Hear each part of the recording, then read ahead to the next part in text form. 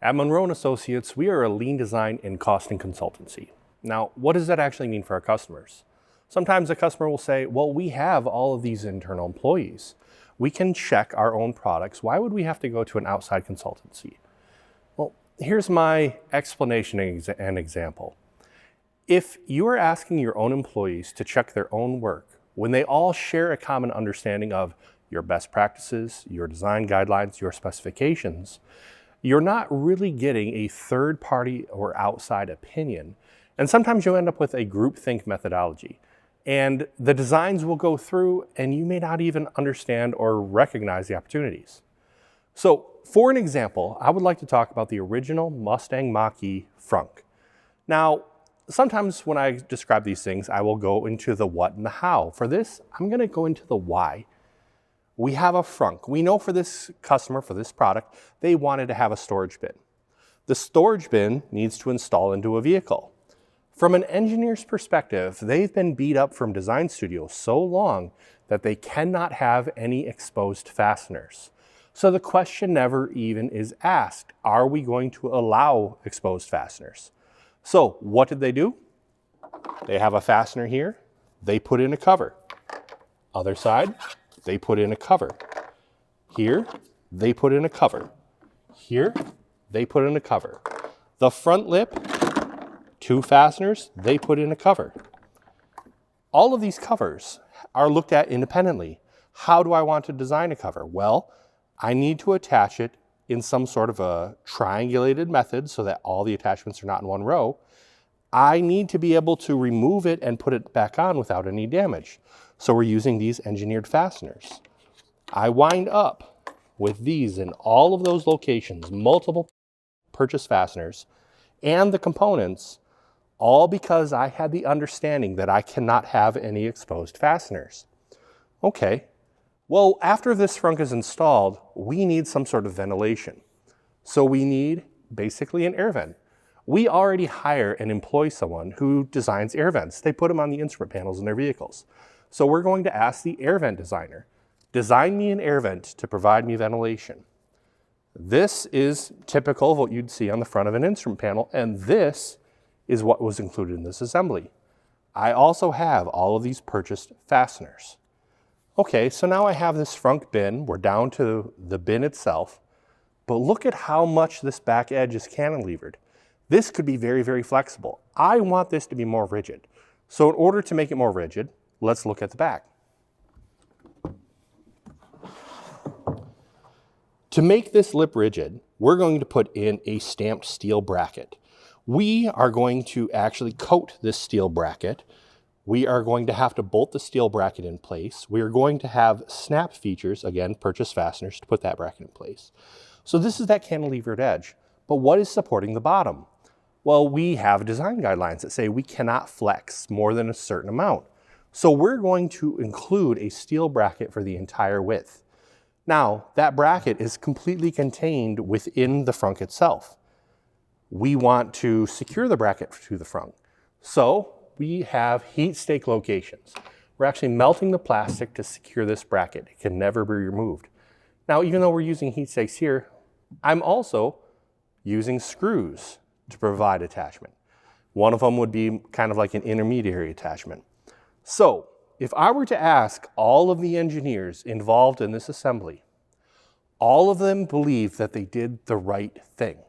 And if I ask them to check their own work, the air vent guy is not going to complain about the bracket from the structure.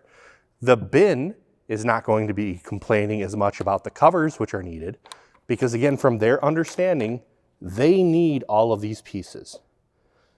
But as an outside consultant, I am not beholden to these specifications. I have the freedom to question, and sometimes those questions can ruffle some feathers. Sometimes they're received very, very well. But in asking these questions, we come over to the new designed Frunk. This is a storage bin. It's a storage bin that's underneath the hood.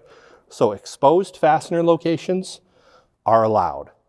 By exposing these fastener locations, I get to eliminate all of the injection molded parts. Now that is 5 parts. The air vent. Well, on a traditional air vent design, we see these very thin openings. For this, do we need thin openings? Can we make the openings a little larger? In making them larger, it is easier to integrate into the injection molding of the bin itself. But also, remember that bracket? Look at how deep the ribbing is along these air vents. Let's flip it down so that you can see the back edge.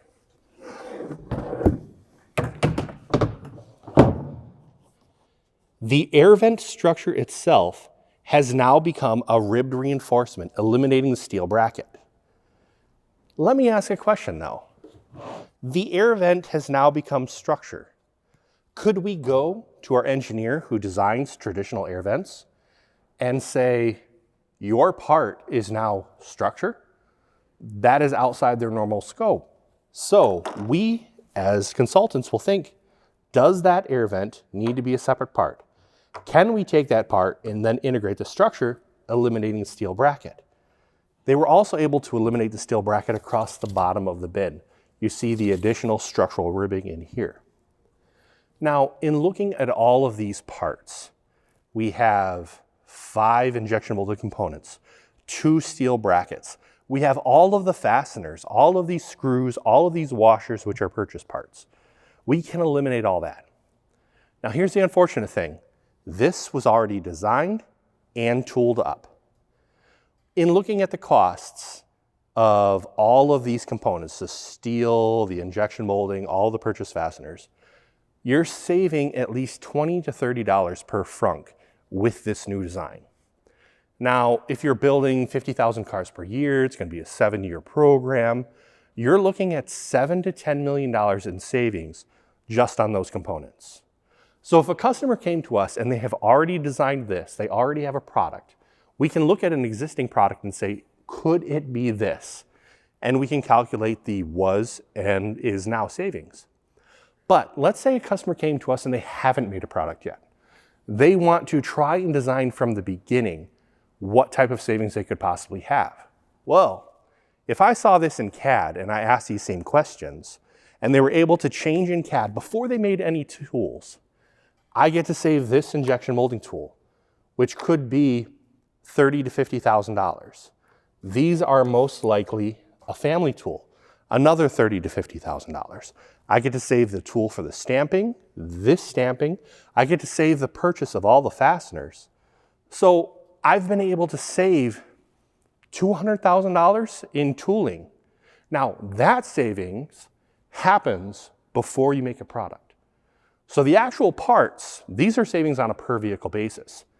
This savings, when I'm eliminating the cost of those tools, that is a savings before you have to launch. In order to bring your product to market, I can save a big chunk of money right there. Now, the annual savings, it's a little harder to calculate because we don't end up with a was-is. We went straight to the new design. So for our customers, if you have a product, we can help you make that product better.